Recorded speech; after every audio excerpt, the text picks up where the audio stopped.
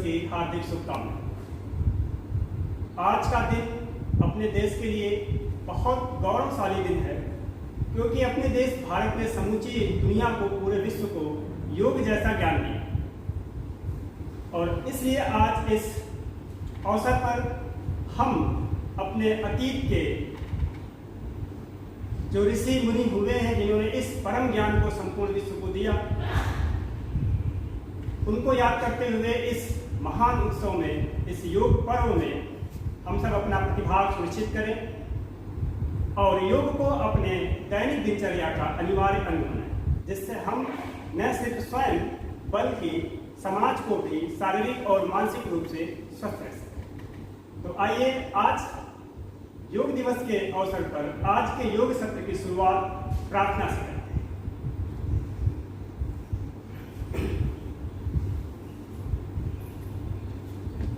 प्रार्थना के लिए ध्यानात्मक आसन में बैठ जाएं। आप सुखासन में या फिर पद्मासन में बैठ सकते हैं।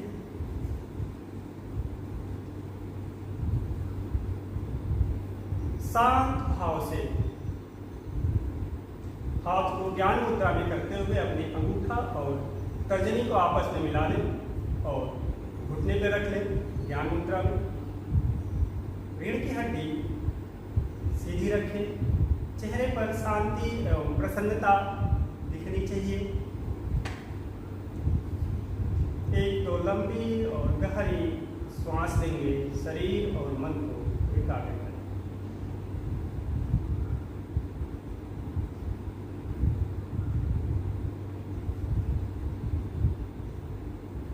ओमकार से शुरुआत करेंगे। ओम के बाद हम प्रार्थना करेंगे लंबी अवस्था से।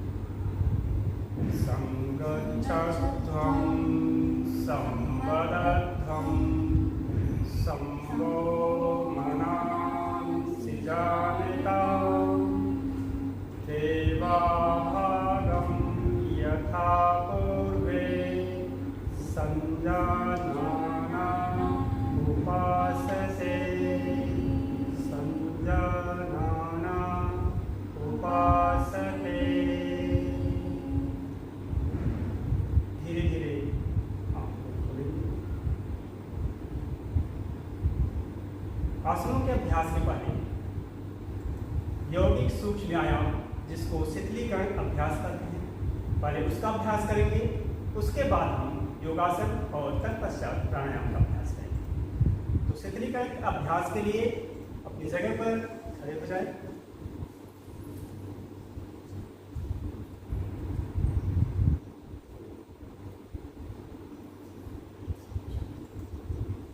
शिथिलीकरण में शांत भाव से सीधे खड़े होंगे। अपने दोनों पैरों को आप आपस में स्पर्श भी करा सकते हैं और शरीर के संतुलन के लिए आप चाहें तो उसमें 2 से 3 इंच की दूरी भी रख सकते हैं। सबसे पहले करेंगे ग्रीवा शक्ति विकास। अपने दोनों हाथ को कमर पर रख लें। शांत भाव से श्वास बाहर निकालते हुए धीरे धीरे सिर को पहले आगे की ओर झुकाएं। आपकी चुटकी वक्ष से स्पर्श करें, ऐसा प्रयास रहे। अब धीरे धीरे श्वास अंदर भरते हुए सिर को पीछे की ओर ले जाएं। अधिकतम पीछे की ओर झुकाने का प्रयास करें। फिर श्वास बाहर निकालते हुए आगे की ओर।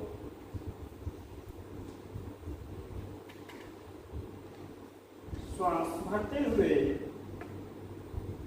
पीछे।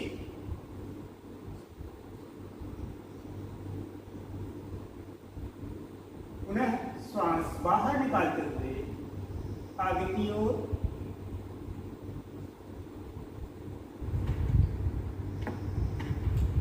श्वास भरते हुए पीछे की।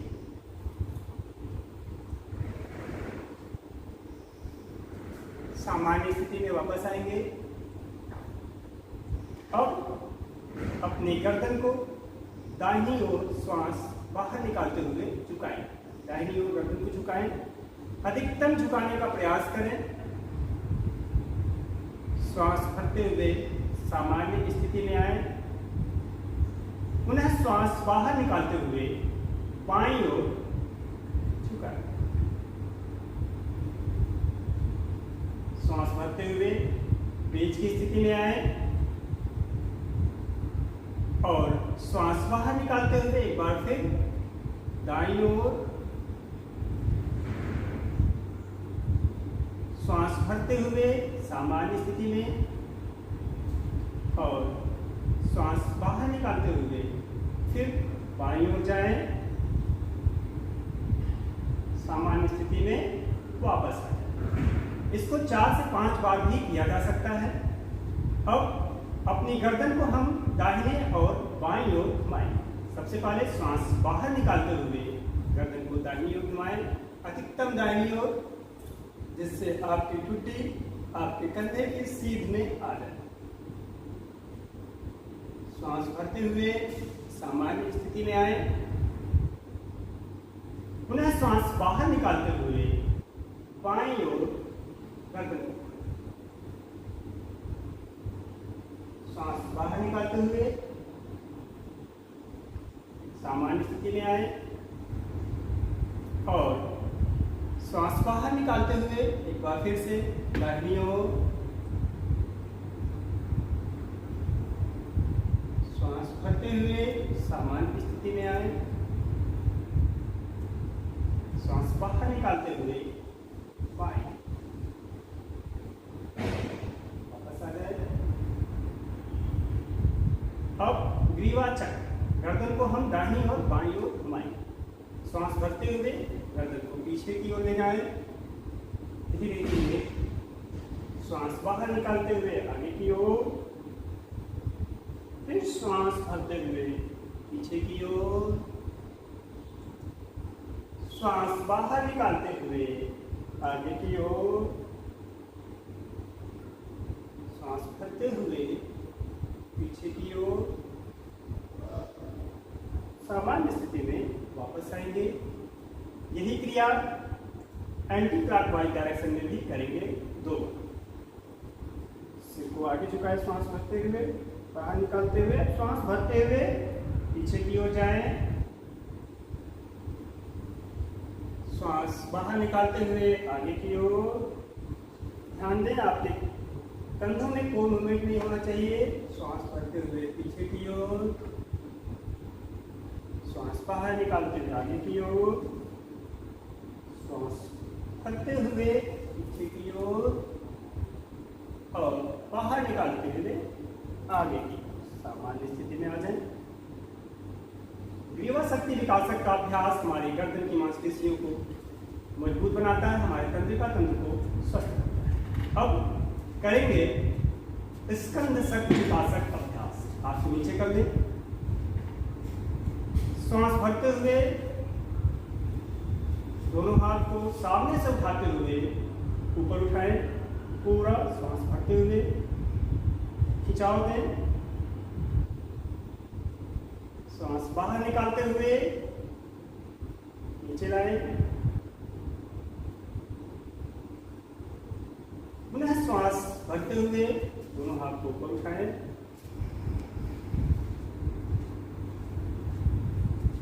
श्वास बाहर निकालते हुए हाथ को नीचे।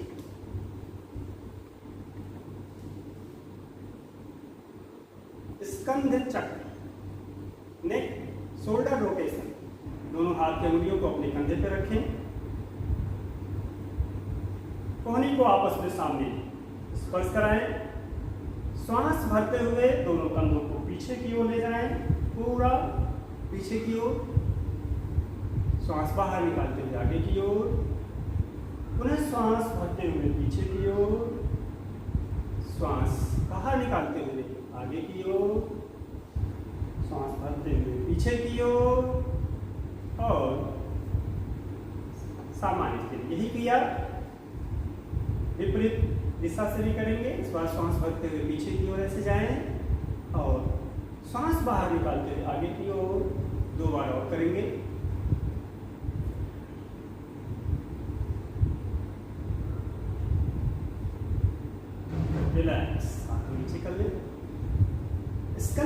विकास। इसके बाद अब कटी शक्ति विकास है। कमर के लिए दोनों हाथ को सामने समांतर रूप से रख लें, कंधों की ऊंचाई के बराबर। दाहिनी ओर जाएंगे, श्वास बाहर निकालें। प्रयास करें कि दोनों हाथ में जो गैप है समान दूरी बनी रहे। गर्दन को भी घुमाएंगे, श्वास सामान्य स्थिति में आएंगे, सामने।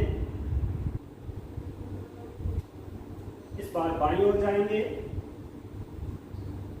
आपके पैर के पंजे अपनी जगह पर रहने चाहिए। पुनः वापस आएंगे, सामान्य स्थिति में वापस आएंगे।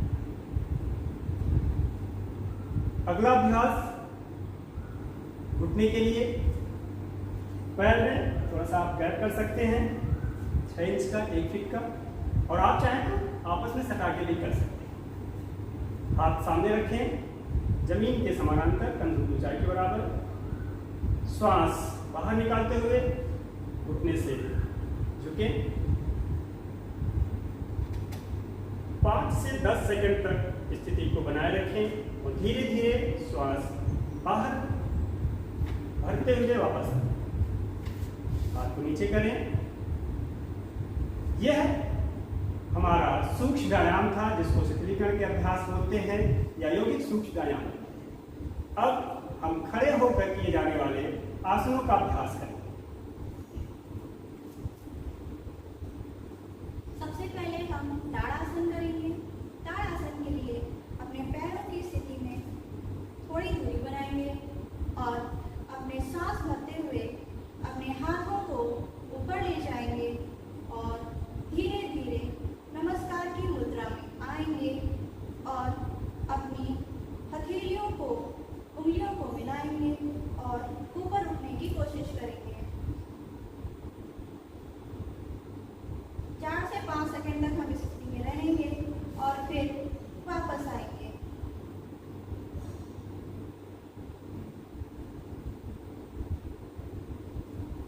ताड़ासन से हमारी लंबाई बढ़ती है और मन एकाग्र होता है। ताड़ासन अगर आपको चक्कर आ रहा हो तो आप इसे ना करें। अगला अभ्यास वृक्षासन। वैसे ही पैरों की स्थिति बनाइए, थोड़ी दूरी रखेंगे पैरों में और उसके बाद अपने दाएं पैर को जंघा के पास लगाएं। सांस भरते हुए धीरे धीरे हाथों को उठाएंगे, ऊपर ले जाएंगे, नमस्कार की मुद्रा बनाएंगे, संतुलन की स्थिति 4 से 5 सेकंड तक रखेंगे और सांस छोड़ते हुए धीरे धीरे वापस आएंगे।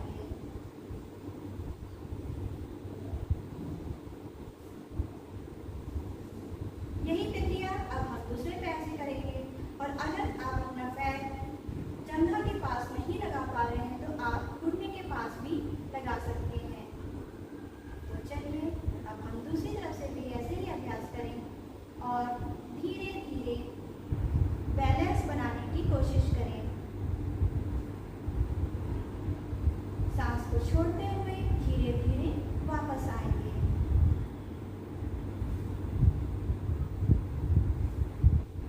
वृक्षासन हमारा बैलेंस बनाता है, मन को एकाग्र करता है और सावधानियों के लिए अगर आपको चक्कर आ रहा है, हाई बीपी है तो आप इसे ना करें। तीसरा आसन हमारा पाद हस्तासन। पैरों के मध्य में थोड़ी दूरी बनाएंगे, हाथों को सांस भरते हुए ऊपर ले जाएंगे। सांस छोड़ते हुए धीरे धीरे वापस आएंगे। अपनी पीठ को झुकाते हुए आएंगे और आपकी हथेलियां जमीन को स्पर्श करनी चाहिए। अगर आपकी हथेलियां जमीन को स्पर्श नहीं कर पा रही हैं तो आप अपने अंगूठे तक भी आ सकते हैं और अपने सर को पीछे ले जाते हुए घुटने से स्पर्श कराइए।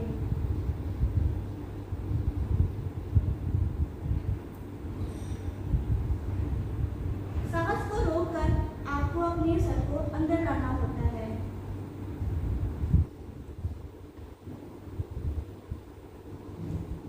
सांस छोड़ते हुए धीरे धीरे आप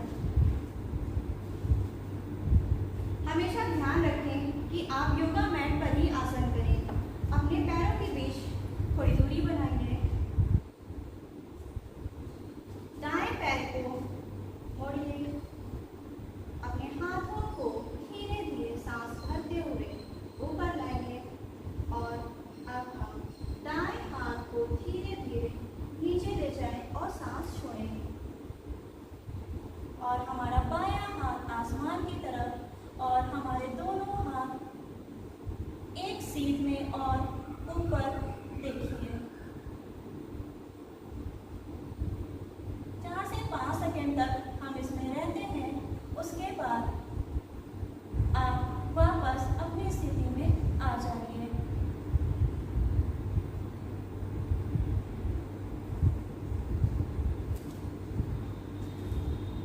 अब हम दूसरी तरफ से यही अभ्यास करें। बाएं पैर के आगे ले जाएं और अपने हाथ सांस भरते हुए ऊपर लाएं, फिर धीरे धीरे नीचे झुकें। नियमित अभ्यास से आप इसे भी अच्छे से कर सकते हैं।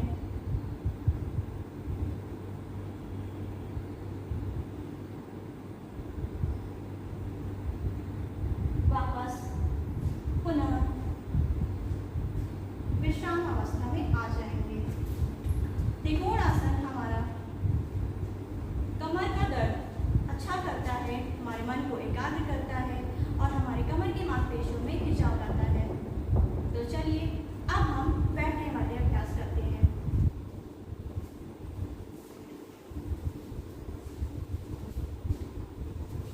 तो सबसे पहले हम विश्रामावस्था में आ जाएं और दंडासन की स्थिति में आए।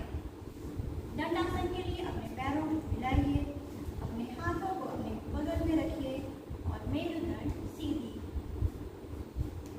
तो चलिए अब हम करते हैं भद्रासन। भद्रासन करने के लिए अपने दाएं पैर को मोड़ते हुए अपने मूलाधार में लाइए और फिर बाएं पैर को मोड़ते हुए अपने पैर से मिलाइए और सभी दोनों तलवे मिले हुए हों और अपने हाथों को हथेली की उंगलियों को पकड़िए और इससे पैरों को ढक लीजिए।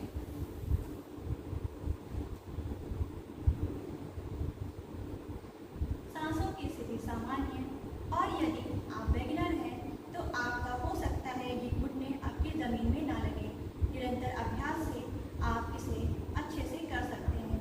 अधिकतर महिलाएं पीरियड्स में पेट की समस्या या पेट का दर्द बताती हैं, तो पीरियड्स में पेट को दर्द को कम करने के लिए हम भद्रासन की प्रैक्टिस डेली कर सकते हैं।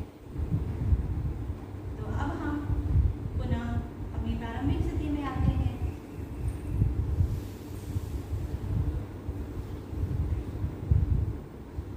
अगला अभ्यास वज्रासन।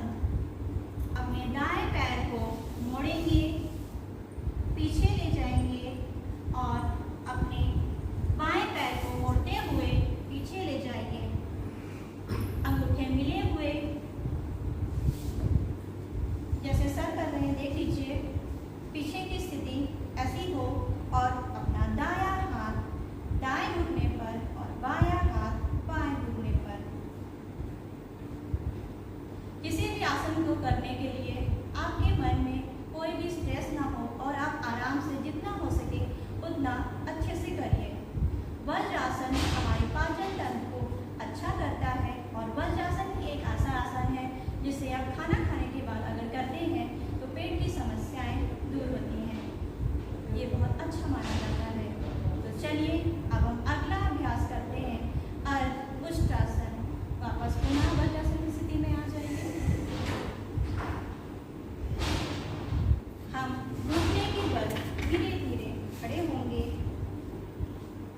अपने हाथों को अपने हिप्स पर रखेंगे और धीरे धीरे सांस को भरते हुए पीछे जाएंगे।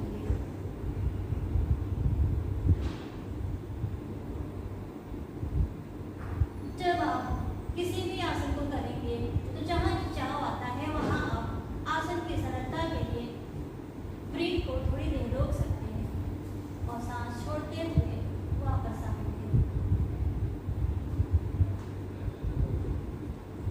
पुनः वज्रासन में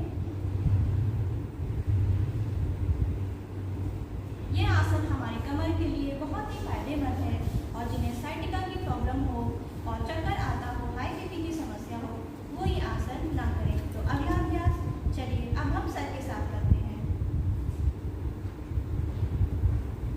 अभी हमने अर्ध उष्ट्रासन का अभ्यास किया। अब इसका विपरीत आसन करें। योगाभ्यास के दौरान इस बात का ध्यान रखते हैं कि अगर हम आगे झुकने वाले आसन करें तो उसके बाद पीछे झुकने वाले आसन करने चाहिए, दाएं झुकने वाले अभ्यास कर रहे हैं तो फिर बाएं झुकने वाले अभ्यास करने चाहिए।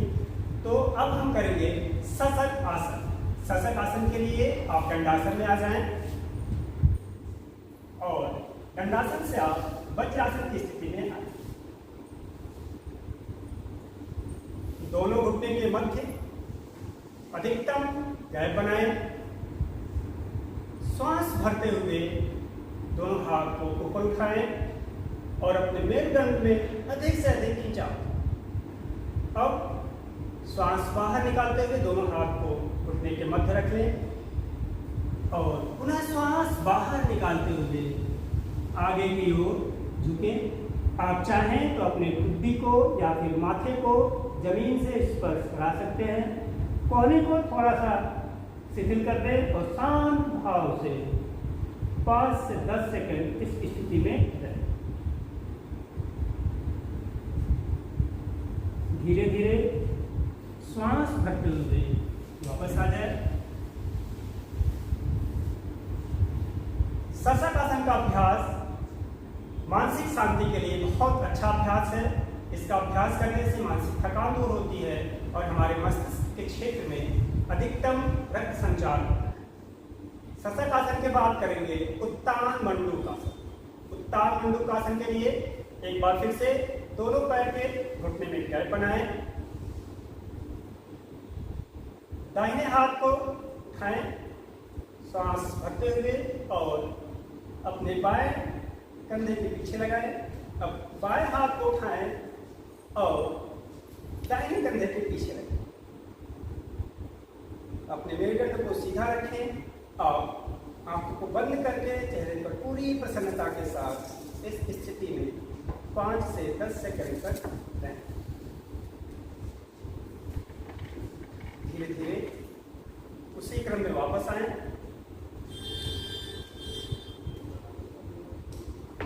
इस बात का ध्यान दें, वापस आ जाएं। योगासन का अभ्यास कभी भी बहुत जल्दबाजी में नहीं करते हैं, शांत भाव से चेहरे पर प्रसन्नता लिए हुए करते हैं। अब आते हैं फिर से दंडासन में और अगला अभ्यास वक्रासन करते हैं। वक्रासन के अभ्यास के लिए अपने दाहिने पैर को उठाएं और बाएं पैर के घुटने के बगल में आप रखें। आप चाहें तो इसको बाहर भी रख सकते हैं। नए अभ्यासी इसके बगल में ही रखें। अब अपना बायां हाथ उठाएं और दाहिने घुटने से बाहर की ओर इसको लाकर ऐसे लग करते हुए पैर के पंजे को पकड़ें। पीछे हाथ दाहिना रख लें और अपने मेरुदंड को सीधा रखते हुए श्वास बाहर निकालते हुए गर्दन को पीछे मोड़ें। 5 से 10 सेकंड तक इस स्थिति में रहें। धीरे धीरे वापस आएं। यही अभ्यास दूसरे पैर से भी दोहराएं। बाएं पैर को उठाएं और दाहिने हाथ को उठाकर बाहर से घुटने को डालें। स्पाइन को सीधा रखते हुए गर्दन को पीछे झुकाएं। अधिकतम जितना आप पीछे गर्दन को मोड़कर देख सकते हैं देखें। धीरे धीरे वापस आए। जैसे जैसे आपका अभ्यास बढ़ता जाएगा आप रुकने की स्थिति बढ़ा सकते हैं। यह वक्रासन का अभ्यास है। अब हम करने जा रहे हैं पेट के बल किए जाने वाले आसन। तो इसके लिए सबसे पहले मकर आसन की स्थिति में आएंगे। मकर आसन के लिए पेट के बल लेट जाएं। दोनों हाथ की हथेलियों को एक दूसरे के ऊपर रख लें और पीछे पैर में दूरी बना लें। एड़ी अंदर की ओर और पैर के पंजे बाहर की ओर रहें। अपने सिर को दाहिनी ओर या बाईं ओर घुमाते हुए गाल को हथेलियों पर रखें और पूरे शरीर को विश्राम देते हुए शिथिल करते हुए इस स्थिति में रहें।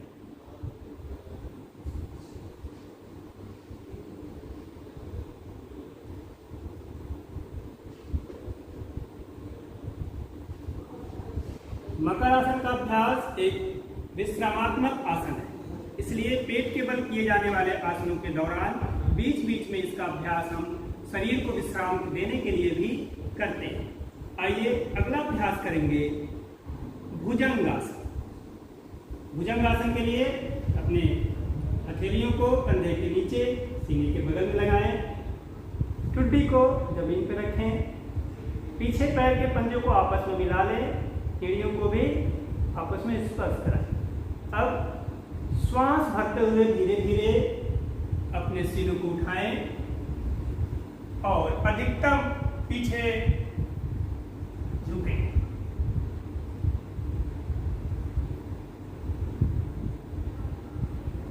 धीरे धीरे आप श्वास बाहर निकालते हुए आगे की ओर आए और मकर आसन में विश्राम।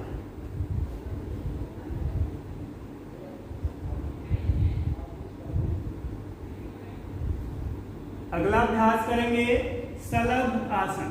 शलभ आसन के लिए दोनों पैर को आपस में मिला लें,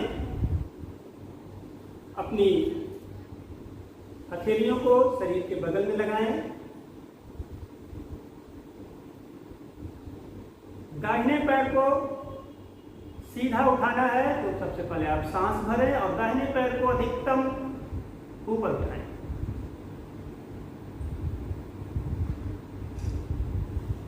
धीरे धीरे वापस आए। यही अभ्यास बाएं पैर से करेंगे। श्वास भरकर बाएं पैर को सीधा उठाएं। इस बात का ध्यान दें कि आपकी ठुड्डी नहीं उठनी चाहिए। जितनी देर तक इस पोजीशन को मेंटेन कर पाए इसमें रुके रहें, फिर श्वास बाहर निकालते हुए धीरे धीरे वापस आए। रिलैक्स हो, शरीर को ढीला छोड़ दें। अब दोनों पैरों को मिलाकर यही अभ्यास करेंगे। आप चाहें तो दोनों हाथ को इसी स्थिति में रखें या फिर अपने थाई के नीचे, जांघ के नीचे भी रख सकते हैं। श्वास भरें और दोनों पैरों को सीधा उठाएं।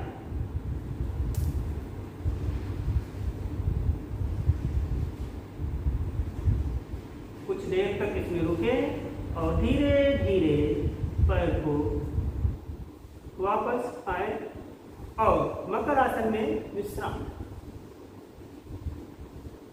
शलभ आसन के अभ्यास से कमर दर्द की समस्या दूर होती है। जिनको मूत्राशय संबंधी विकार हो उसमें लाभ होता है। जिनको साटिका की समस्या हो वो भी इस अभ्यास को कर सकते हैं। इस बात का ध्यान दें कि जिनको स्लिप डिस्क हो या फिर कमर में बहुत अधिक दर्द हो, ऐसे लोग इसका अभ्यास ना करें। अब हम पीठ के बल किए जाने वाले आसनों का अभ्यास करेंगे।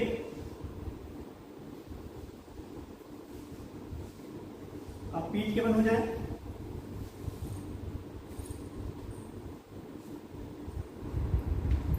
शरीर को ढीला छोड़ें। विश्राम की स्थिति में कभी भी बहुत तेज गति से योग का अभ्यास नहीं करना है। शांत भाव से योग का अभ्यास करेंगे। पहला अभ्यास करेंगे सेतुबंध आसन। सेतुबंध आसन के लिए दोनों पैर के घुटने से आपस में मोड़ें और पैर के पंजों में 1 से 1.5 फीट का गैप कर सकते हैं, जिससे आपको आसन करने में आसानी हो। अपने हाथ से पैर के टखने को पकड़ें, एड़ी को नितंब के पास ही रखें, श्वास भरें और अपनी कमर को धीरे धीरे ऊपर उठाएं।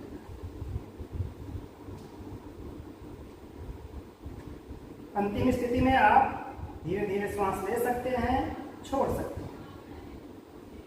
धीरे धीरे श्वास बाहर निकालते हुए वापस आए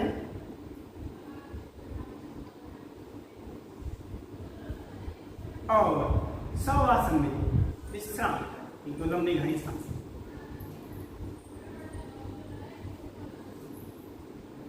सेतुबंध आसन का अभ्यास हमारी कमर की मांसपेशियों को मजबूत करता है। प्रजनन संबंधी विकार दूर होते हैं। बढ़े हुए पेट को कम करता है।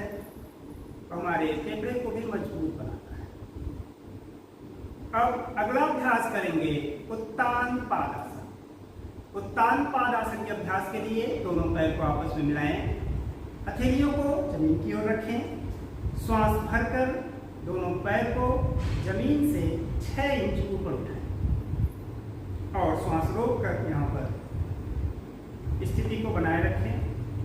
आपके नाभि क्षेत्र पर कंपन होगा, उसको आप महसूस करें और धीरे धीरे 5 से 10 सेकंड स्थिति बनाए रखने के बाद वापस आए। धीरे धीरे वापस आए। उत्तान पादासन का अभ्यास पाचन तंत्र के लिए बहुत लाभदायक है। जिनकी पाचन क्रिया मंद पड़ गई हो उनको इसका अभ्यास नियमित रूप से करना चाहिए। उनके कमर में दर्द हो तो इसका अभ्यास सावधानी से करें। अब हम अगला अभ्यास करेंगे अर्ध हलासन का। अर्ध हलासन के लिए एक बार फिर से दोनों पैर को आपस में मिलाएं, श्वास भरते हुए दोनों पैर को लंबवत ऊपर उठाएं, धीरे धीरे ऊपर उठाएं और इसमें पैर और बाकी शरीर की स्थिति यल आकार की होती है। इसमें स्थिति को बनाए रखें।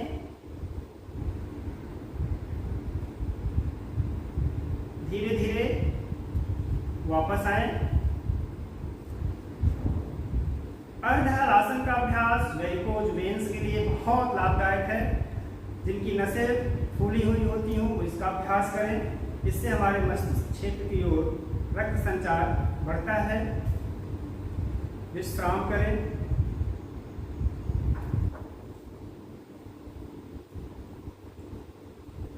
दो तीन लंबी गहरी सांस लेकर अब हम करेंगे शव आसन। शव आसन के लिए दोनों पैर के बीच में गैप करें 1 से 1.5 फीट का। पैर के पंजे को ढीला छोड़ें। पूरे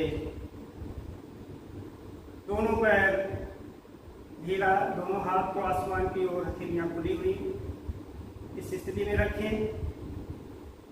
शव आसन जैसा कि इसका नाम है, अपने पूरे शरीर को शव की तरह शांत करना है, कहीं से कोई हलचल ना हो।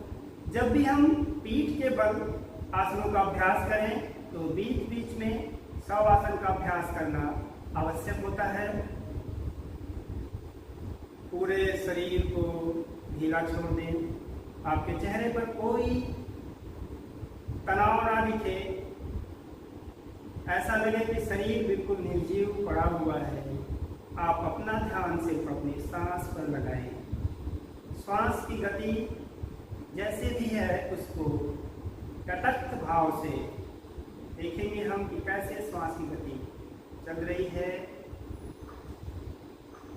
शव आसन का अभ्यास देखने में आसान लेकिन बहुत ही लाभदायक है। यह हमारे तंत्रिका तंत्र के लिए बहुत उपयोगी अभ्यास है। अनिद्रा की समस्या में, हाई ब्लड प्रेशर की समस्या में इसका अभ्यास करें तो बहुत अच्छा लाभ मिलता है। जिनको चिंता, तनाव, क्रोध या फिर डिप्रेशन की स्थिति हो, ऐसे लोग भी इसका अभ्यास करके लाभ उठा सकते हैं।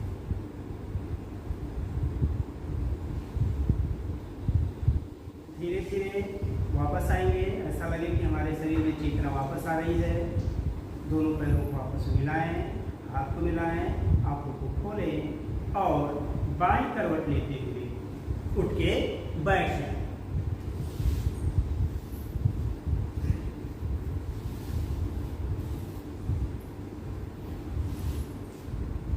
अभी हमने आसनों का अभ्यास किया। अब हम बढ़ रहे हैं अगले अभ्यास की ओर। करेंगे कपालभाति क्रिया। कपालभाति करने के लिए आप किसी भी ध्यानात्मक आसन में बैठ जाएं। अगर आपसे पद्मासन हो जा रहा है तो इस क्रिया का अभ्यास पद्मासन में करें।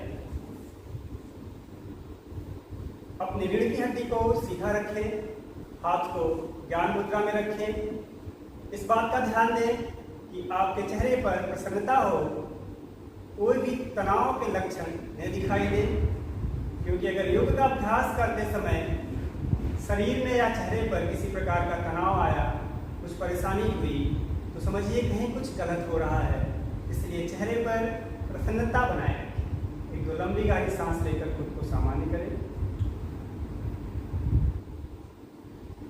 कपालभाति में हम श्वास को बाहर निकालने पर ध्यान देते हैं। पहले श्वास पहली बार में लंबी गहरी श्वास लें और झटके से श्वास को थोड़े से बाहर निकालें। अगला श्वास स्वाभाविक गति से आएगा, हमारा कोई प्रयास नहीं होगा, और फिर झटके से श्वास को बाहर निकालें। यह क्रिया 10 बार दोहराएं।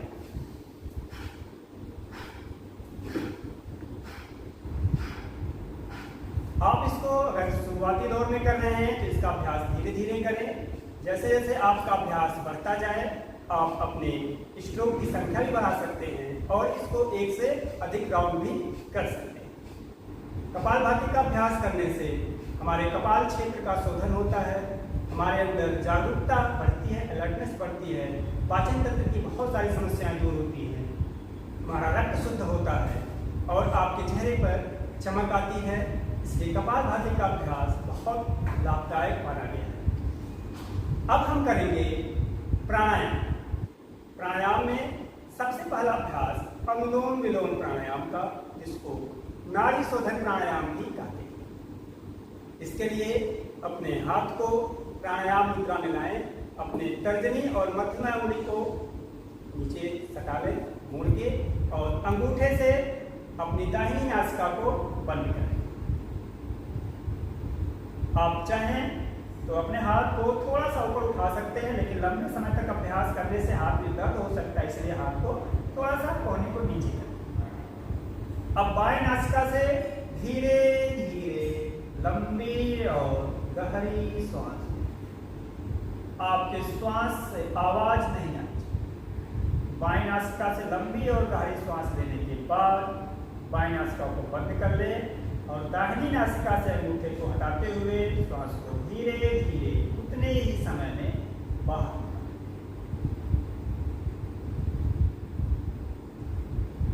पुनः पूरी तरह से श्वास बाहर निकालने के बाद दाहिनी नासिका से ही श्वास को धीरे धीरे अंदर भरें।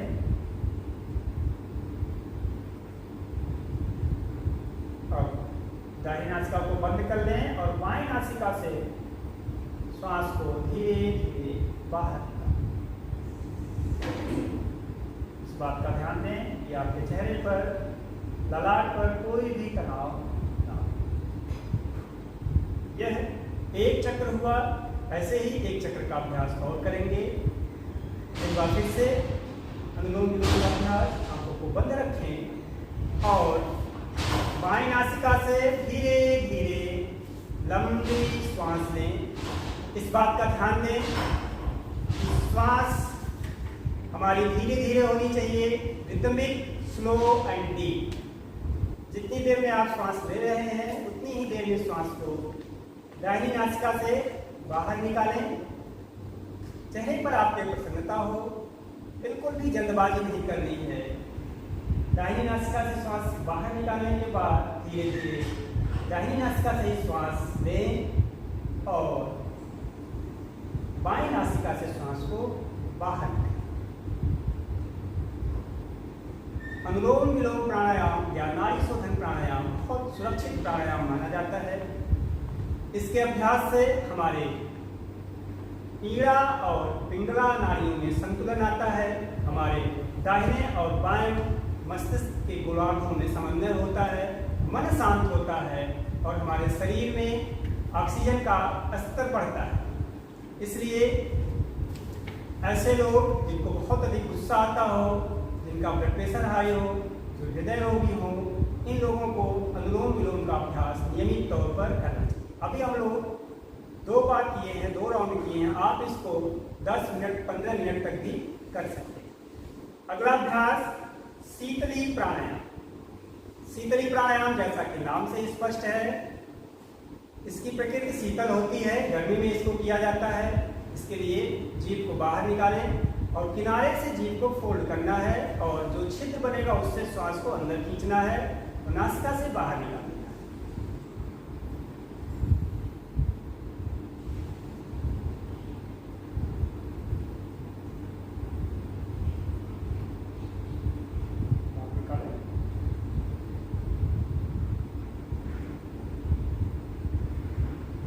एक बार और करेंगे।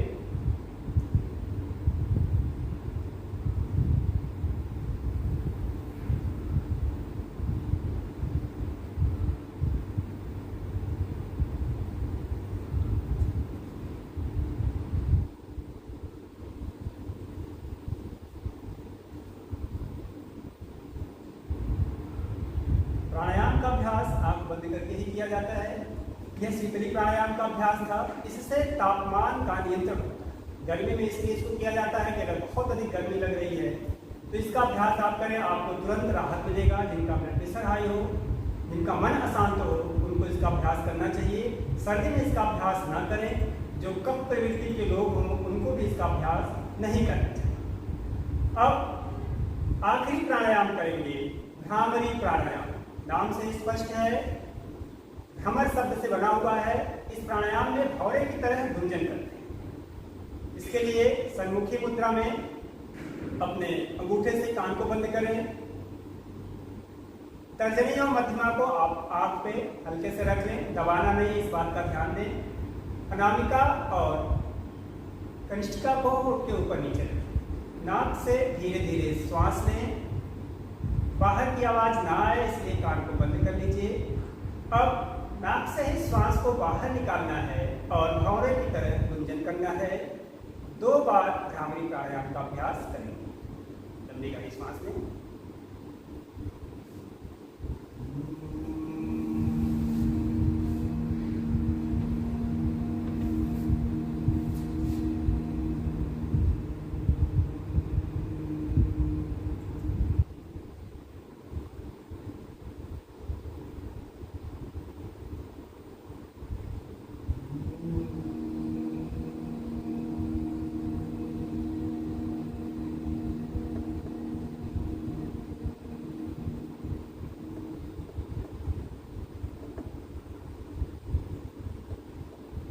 धीरे धीरे कान को खोलें और आंखों को बंद ही रहने दें। हाथ को नीचे लाएं ज्ञान मुद्रा में। भ्रामरी प्राणायाम मन को शांत करता है, हमारी याददाश्त को बढ़ाता है, सिर दर्द दूर होता है। जिनको हाई ब्लड प्रेशर हो, हाइपरटेंशन हो, इसका नियमित अभ्यास करें, लाभ मिलेगा। कान में संक्रमण होने की स्थिति में इसका अभ्यास ना करें। अब मन को शांत रखते हुए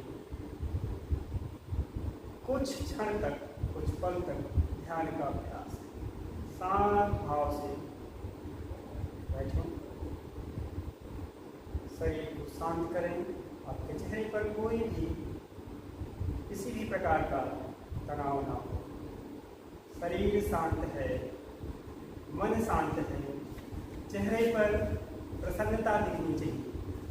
हम अपने अंदर बैठे हुए परम तत्व का अनुभव करें। शांत भाव से अपनी श्वास पर ध्यान केंद्रित करें।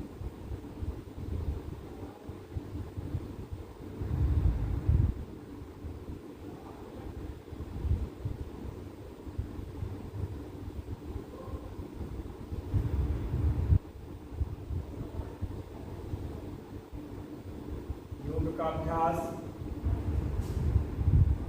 अद्भुत लाभ दे सकता है, लेकिन यह तभी होगा जब हम इसका नियमित अभ्यास करें। योग के नियमित अभ्यास से विभिन्न प्रकार के शारीरिक और मानसिक रोग दूर होते हैं। कोरोना संक्रमण के दौरान इसकी उपयोगिता और अधिक बढ़ी है। समूचे विश्व में करोड़ों लोग नियमित रूप से योग का अभ्यास करते हैं। इसलिए हमें भी यह प्रयास करना चाहिए कि हम सपरिवार अपने दैनिक दिनचर्या में योग को शामिल करें। इसी प्रकार का संकल्प आज योग दिवस के दिन हम लोग लेंगे। आइए संकल्प लेते हैं, मेरे पीछे दोहराएंगे। हमें अपने मन को संतुलित और स्वस्थ रखना है। संतुलित और स्वस्थ रखना है। हमें खुद के प्रति, अपने परिवार के प्रति, समाज के प्रति और संपूर्ण विश्व के प्रति सद्भावना रखते हुए सबके स्वास्थ्य और मंगल जीवन के लिए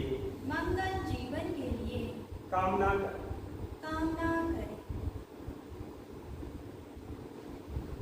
शांति पाठ करेंगे। सर्वे भवन्तु सुखिनः, सर्वे सन्तु निरामयाः, सर्वे भद्राणि पश्यन्तु, मा कश्चित् दुःखभाग् भवेत्। ॐ शान्ति शान्ति शान्ति। आपको बंद रखिए। हथेलियों को आपस में स्पर्श कराएं।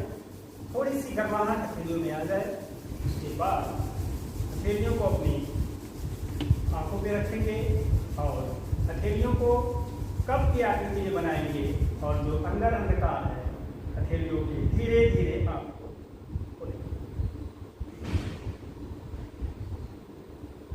आप सभी के उत्तम स्वास्थ्य की कामना करते हुए एक बार फिर आप सभी को अंतर्राष्ट्रीय योग दिवस की बहुत बहुत शुभकामनाएं। आइए योग को अपनाएं और जीवन को स्वस्थ बनाएं। धन्यवाद।